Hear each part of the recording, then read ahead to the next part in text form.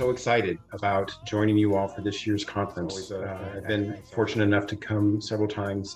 It's always a moving experience. It's always a learning experience, and I'm thrilled to come to this year's conference.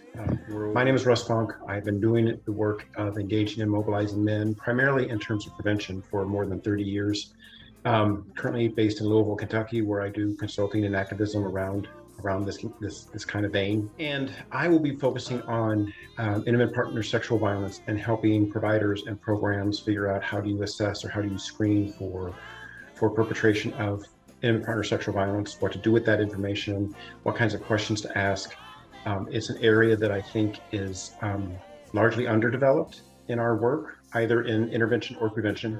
I've always found the conferences to give me a whole lot of takeaway in terms of how I do the work of prevention, how I do the work of integrating the work of engaging and mobilizing men, and different ways to think about how I might work, even though I focus on primary prevention, how I might work differently with programs that work with men who batter, who prevention is prevention, right? Whether it's tertiary prevention or primary prevention, the fact that we can start working together differently and more closely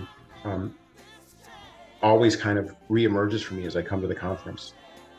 I think it's on time because, you know, the context that the social political context that we're in, the rise of the Black Lives Matter movement over the past couple of 3 years, the Me Too movement that has that rose up and now continues to have momentum and initiative. The time is right for us to look more deeply at what sexual respect looks like, what sexual violence looks like in the context of domestic violence, what sexual respect looks like in practice in all of our relationships. So I think the time is right for this kind of conference and for the material and the content that comes out of it.